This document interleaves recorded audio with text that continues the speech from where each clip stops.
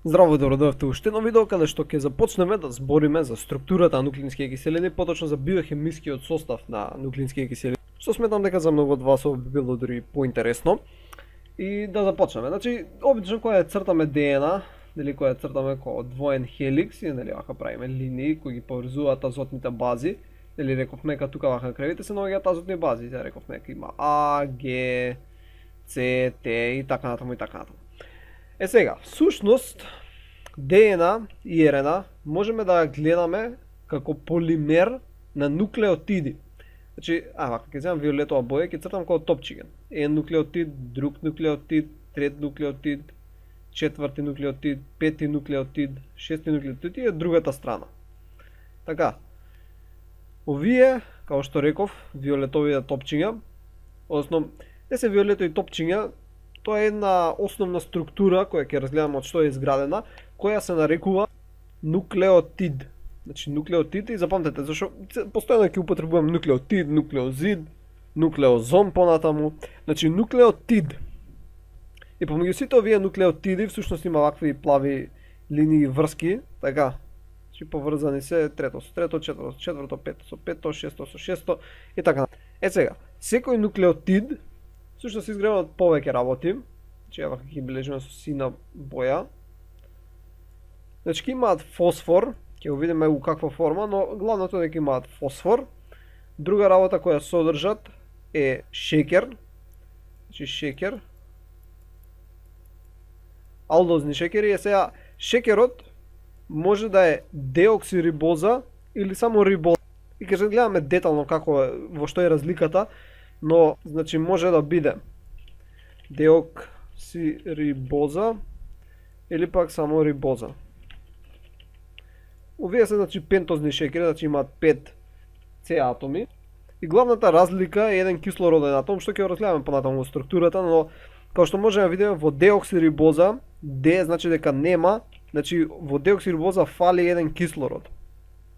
Е сега од овдека всушност произлегува името на ДНК и РНА. Сега на англиски е DNA. Значи на англиски е DNA, што стои за deoxyribonucleic acid. Значи деоксирибонуклеинска киселина, и сега киселина зашто на англиски е acid со А. Е сега на македонски, поентата е, сега има расправи дали на македонски да се бележи како ДНА или да се, мислам, или да го бележиме како ДНК. Зашто македонски киселина, acid, е со К, киселина. Но поправилно е да биде како ДНА, да не биде како ДНК. Поради тоа што најголем дел од работите кои се земе во молекуларна биологија и општо во биологијата, кога се земаат кратенките, се земаат така како што се кратенките на англиски, буква по буква. А не го преведуваме зборот, па да видиме со која буква почнуваат преведените зборови. Например, нуклеинска кај нас ако беше јадрена, ќе беше деокси јадрена киселина или нешто. Значи нема логика. Едноставно мора да има еден стандарден начин кој се користи од цел свет, кој се кратенките од англискиот јазик. И подобро е така да се учат, бидејќи едноставно ќе се знае, после ќе знаеш, ќе ја учиш таа кратенка и после кога сретнеш некај ќе знаеш што е, а не да учиш друга кратенка па да не знаеш која е англиската кратенка. Ја најизменично ќе го користам терминот ДНА, ДНК, нема врска. Но добро, значи кај ДНА имаме деоксирибонуклеинска киселина, значи деоксирибоза, а додека кај РНА имаме рибозонуклеинска киселина. Значи имаме рибоза. Ето е едната разлика помеѓу ДНА и РНА. ДНА значи има деоксирибоза шеќер, додека РНА има рибоза шеќер. Ќе видиме понатаму во како изгледа тоа структурно. И последната работа која содржи еден нуклеотид е азотна база. Значи азотна база,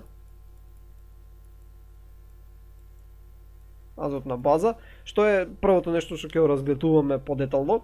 И азотните бази рековме дека може да бидат аденин, гуанин, цитозин, тимин и исто така урацил. Значи ќе бележам со виолетова боја, или нека биде вака со портокалова боја, урацил. Зошто е тоа важно? Бидејќи сега вака со зелена боја ќе бележам тие кои ги среќаваме кај, нека биде со виолетова, тие кои ги среќаваме кај ДНА се овие. Така. А тие кои ги среќаваме кај РНА се значи исто среќаваме AGC, ама не среќаваме Т, среќаваме U. Значи тоа е втората разлика помеѓу DNA и RNA.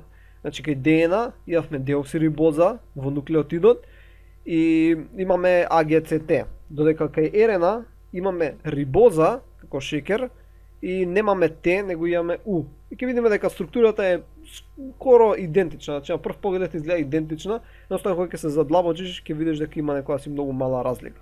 Сега ќе преминеме, значи првично ќе ја разгледаме структурата на азотните бази, потоа азотните бази ќе ги преврземе со шеќер и ќе видиме како таа структура се не знам, можам уште од сега да кажам, нели ова целото, вака.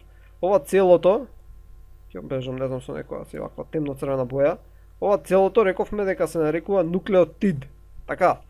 Ама ако ги земеш само шекерот и азотната база, тогаш се нарекува нуклеозид. И ќе го забележиме ова понатаму, да не го пишувам сега. Едноставно само се памтете дека има разлика помеѓу нуклеотид и нуклеозид. Добро. Сега идеме на азотните бази. Сега се надам дека знаете барем малце органска хемија.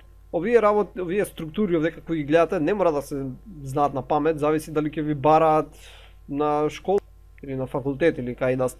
Ама ако бараат да напишете хемиски целата структура на ДНК, мора да ги знаете, едноставно за да можете да ја нацртате хемиската структура.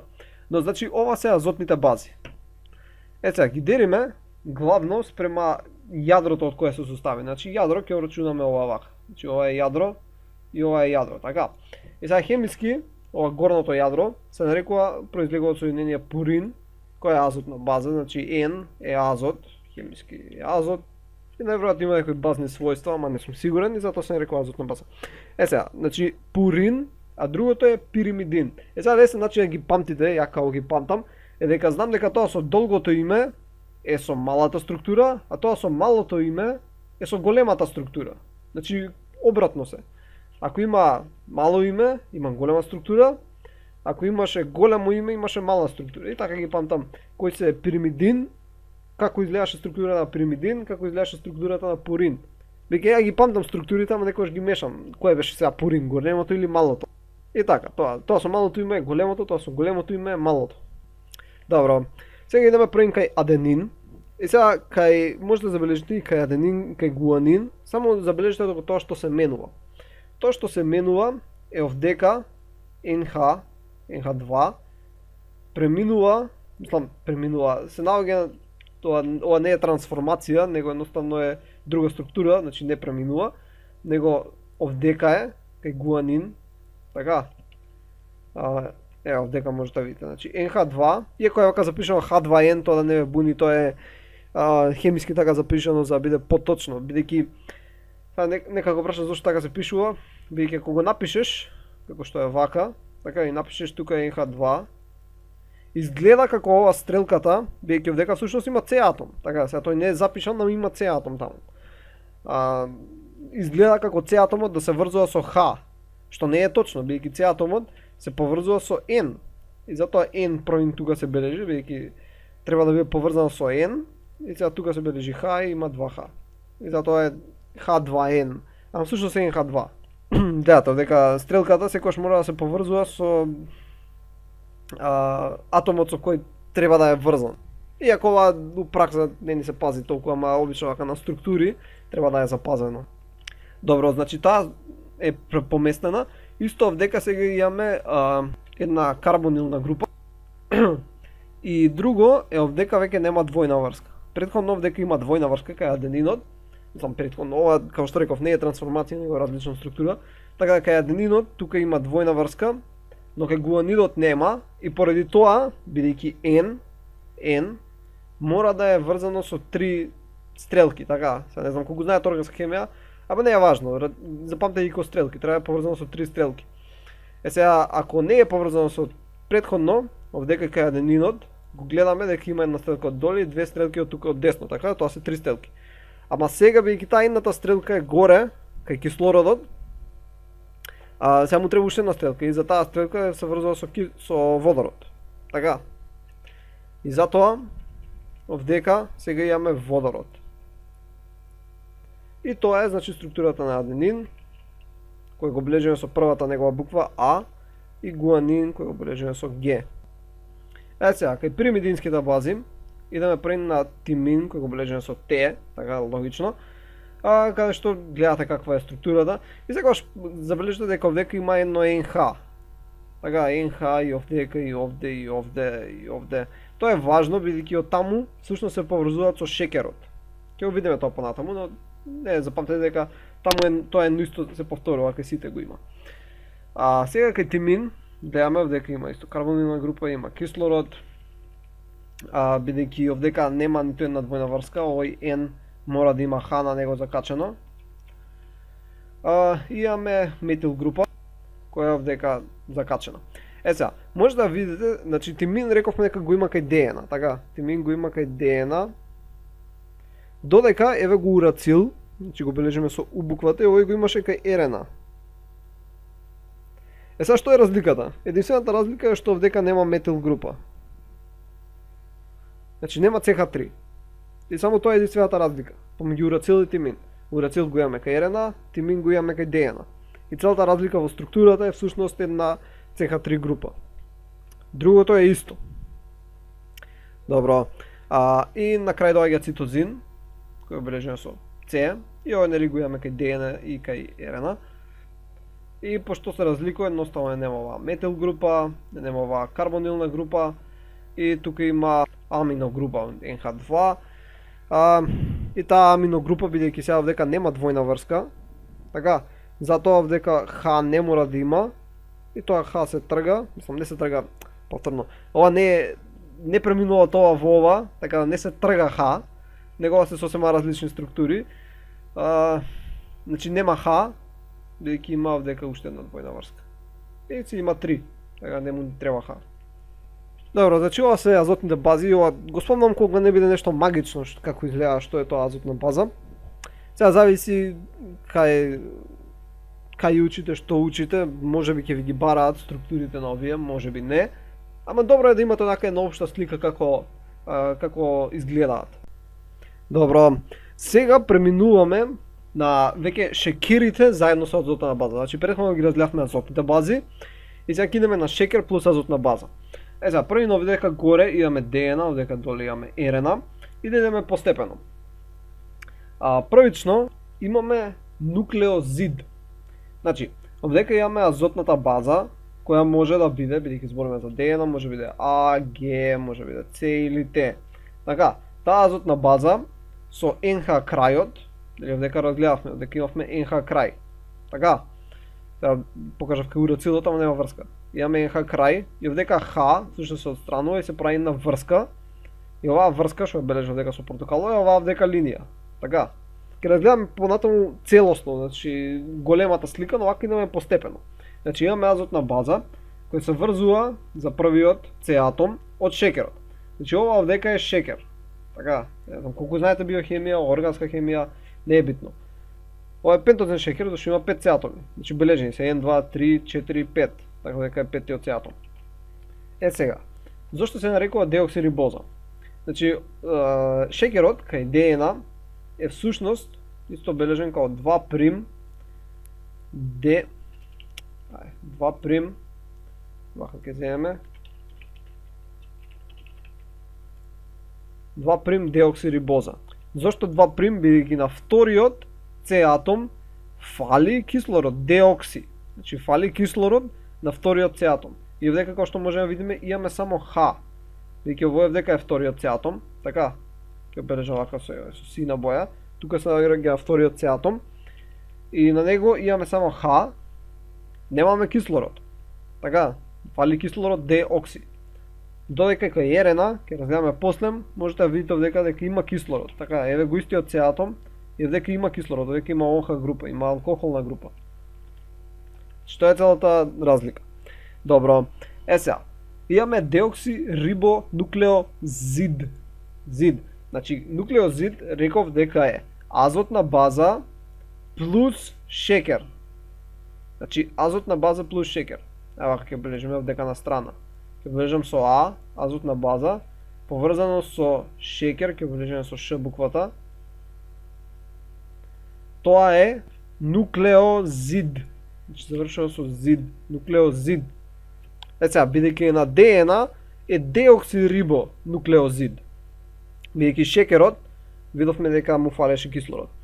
Сега, ако додадеме и фосфор, кој дека го гледате, ава ќе земам со жолта боја, но со жолта боја обично не се гледа убаво. Не е убаво со жолта боја. Овдека имаме фосфор, така кој се прикачува на петтиот С атом. И ќе разгледаме понатаму како тој фосфор понатаму се прикачува други нуклеотиди. Значи, кога имаме фосфор, целата оваа структура, значи сега азотна база плюс шекер плюс со виолетова боја ќе земам фосфор, и овдека се на страна ќе направам, значи шекер плюс тука фосфор, поставам кругче, ова нека си е пак коцка, и да земам сина боја, плюс и азотна база. Оваа структура се нарекуваше нуклеотид. Значи нуклеотид. И ова беше тоа со кое започнавме, ова беше тоа виолетовото топче. Памтите кога претходно, овие беа тие виолетовите топчиња. Значи овие се тие нуклеотиди. Гледате кај сме сега? Значи ово е нуклеотидот. Тоа жолто топче овдека таму што ви го покажувам е всушност ова. Ова овдека е тоа виолетово, односно жолто топче, која се нарекува нуклеотид. Значи азотна база плюс шекер плюс фосфор. И се нарекува деоксирибонуклеотид. За кај РНА се е исто, само што овдека, како што реков, имаме ОХ, немаме Х, бидејќи е врзано со рибоза, која е пентозен шекер. Другото се е исто, нели азотната база може да биде или аденин, или гуанин, или цитозин, или урацил. И сега не е деоксирибонуклеозид, него е само рибонуклеозид. И не е деоксирибонуклеотид, него е рибонуклеотид. Сега во сите практични потреби најчесто се збори за ДНА. Иако РНА е многу важна, нема овдека да разгледаме генетика толку детално, ќе разгледаме повеќе во молекуларна биологија или пак може и видео во евомолекуларна биологија, бидејќи може да се користи за двата курса. РНА тогаш ќе само важна. Иначе обично ќе збориме за ДНА. Така кога ќе речам нуклеотид, се мисли на деоксирибонуклеотид. Значи се мисли на ова овдека. Така кога ќе речам нуклеотид, се мисли на деоксирибонуклеотид. Не мислам на рибонуклеотид, освен ако не специфицирам. Добро, ево овдека имаме сега една слика која е онака општо за да видите некоја си номенклатура која се употребува и како всушност би изгледало врзувањето. Значи тука имаме азотната база и ова беше гуанин беше мислам. Да, добро пишува, да, гуанозин. И ова е деоксигуанозин. Гуанозин зашто ова е нуклеозид. Значи овдека нема фосфор. Така, нема фосфор тука и затоа ова е нуклеозид, односно е деоксигуанозин. Имаме овдека деоксиаденин, деоксицитидин, деокситимидин и уридин, кој го има во РНА, затоа не може деокси, бидејќи е со рибо. И сега трифосфатните форми на овие структури, бидејќи ова е, гледате, ова е нуклеозид. Така, ова е нуклеозид. И сега овој нуклеозид, ако се прикачи еден фосфор, тоа ќе биде нуклеотид, ама кога збориме за трифосфатни форми, се прикачуваат три фосфори. Дека има три фосфори. И тоа го изговараме како името на нуклеозидот, значи името на овој нуклеозид, плюс трифосфат. И ова сигурно ви е познато, аденин трифосфат.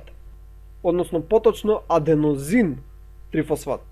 Така и обично тие кои се трифосфатни форми, кои се со деоксирибоза, значи ова е деоксирибоза, бидејќи овдека нели фалеше кислород. Така, тие кои се трифосфатни форми на деоксирибозите, мислам на нуклеозидите, односно на нуклеотидите кои се со деоксирибоза, ги бележиме како D, ATP, или вака ќе ставам со сина боја, D кратенка за ДНА. Значи D, ATP, D, GTP, D, CTP, или D, TTP. Значи тоа се кратенки за деоксиаденозин трифосфат, деоксигуанозин трифосфат и така натаму. Или сумарно ги бележиме како DNTP. Значи сите овие можеме да ги бележиме како DNTP. Сега сличното е и за трифосфатни форми на рибоза, кои се ATP, познати се GTP, CTP и UTP. И овие ги бележиме со една кратенка која е само NTP. И еве една табела која е научна номенклатура. Ова нема да го користите, значи овие кратенки, односно имиња нема да се користат. Често едноставно да видите како табелата. Сега ќе преминеме ова се што го направив, се што го кажавме сумарно да видиме како изгледа на молекулата на ДНА. Добро, значи тука ставив група на слики, сега ќе идеме по полека. На интернет можете да најдете многу други слики, но не е битно. Значи, ева, ќе зумираме, една по една кидаме, само побрзо кидаме. Значи, првично, ова е основниот скелет кој е изграден од шекери и од фосфор, така, од фосфати. И често се рекува рбет, како рбет на ДНА молекулата, додека овие се како ребрата, азотните бази. Така и нели така и до другата страна имаме друга верига и таа исто има ребра. И понатаму нели ова целото ќе се спирализира, така ќе се уврти и ќе изгледа како ДНА. Значи главното имаме рбет кој е составен од шекерите од фосфатите. И можете да видите, значи ова е ДНА, зошто бидејќи овдека фали кислород. Така, кислород фали и како што си гледаме, овдека се приврзува на првиот С атом, овдека имаше нели Х. Тоа Х го нема и сега има врска се образува. Ова е аденин, азотната база, бидејќи има голема структура, каква е? Со малото име, значи пуринска. Така. Добро, имаме фосфат кој поврзува всушност два шекери. Едниот крај од фосфатот, како што можете да видите, се врзува овдека со петтиот С атом, значи ова е петтиот С атом од овој доле шекер и се поврзува со третиот С атом. Значи ова вдека е трети С атом, дали можете да броите 1, 2, 3. Значи се поврзува со третиот С атом од другиот шекер. Сега зависи на крајот од оваа линија, бидејќи ДНА нормално има краеви, така, значи има краеви. И сега ако крајот на оваа линија завршува со фосфор, така, значи завршува со 5 С атомот, овдека нема 3 С атом да се поврзе со нареден шекер. Значи нема таму 3 С атом да се поврзе, тој се нарекува 5' крај. За овие работи ги зборувам понатаму, значи не се секирајте, но тоа е 5' крај. Сега на другиот крај, всушност има 3 С атомот, значи овој што е 3 С атом овдека, ајде да избришам оваа линијата. Значи овдека тој што е, немам потенка стрел, добро имам. Овој што е тука 3 С атомот, тој нема паш со што се поврзе и тој крај е лабав, у наводници, и овој се нарекува 3' крај. И тоа е важно бидејќи двете вериги на ДНА идат спротивно, значи ако ова е едната верига, ова е другата верига, ова е тука 3', ова е 5', ова вдека е 5', ова вдека е 3'. Значи идат спротивно. Значи ако ова иде наваму, ова иде натаму. Не е цела тоа туку битно да се замарате, едноставно треба само да разгледате биохемиската структура. Да видите како всушност изградена ДНА, дека не е тоа ништо магично. Добро, ова беше едната слика. Да видиме некоја друга слика. Ова е пошематизирана. И овдека можете да видите како се представени. Ги имаме фосфатите кои ги поврзуваат еден шекер со друг шекер. Нормално, како што реков, сега дека не знам како е всушност поставено. Не знам дали иде нагоре или надоле, не знам дали е 5 или 3. Добро, азотната база се врзува на кецот. Така што ова е 3, а може и ова да е 3. Нема врска, едниот е 3, другиот е 5. И така е структурата, ова е ептен шемавски прикажано. Идеме сега на некоја си по хемиски прикажување на структура. Како што можете да видите, значи, ево. Ова повторно овие, ето и овдека е прикажано, имаме оваа стрелка која иде нагоре, така, од 5' кон 3', и ова исто иде од 5' кон 3', само ова иде надоле. И ето, таа е структурата, обратно се поставени. Нели овдека ако шекеров е овдека вака надоле е свртен, тука е кислородот, овдека е нагоре е свртен, тука е кислородот. Значи ќе ги разгледаме тие работи понатаму, не се толку важни, но само да видите како е општа хемиска структура на ДНА. Тука е уште една похемиска структура, дека повторно некој со бои онака бележано да изгледа подобро. И пак ова backbone, тоа е основниот инженери од фосфори и шекери. Имаме backbone и овдека вака имаме мостовите кои се изградени од азотни бази, од водородни врски. И така. Добро, тоа беше за биохемиската структура на ДНА. Се надам дека научивте нешто ново. И тоа беше тоа. На наредното видео ќе разгледаме некои општи правила за структурата на ДНА, како ги откриваме, некои закономерности. И податаму ќе разгледуваме различни структурни карактеристики на ДНА. Добро, довидување.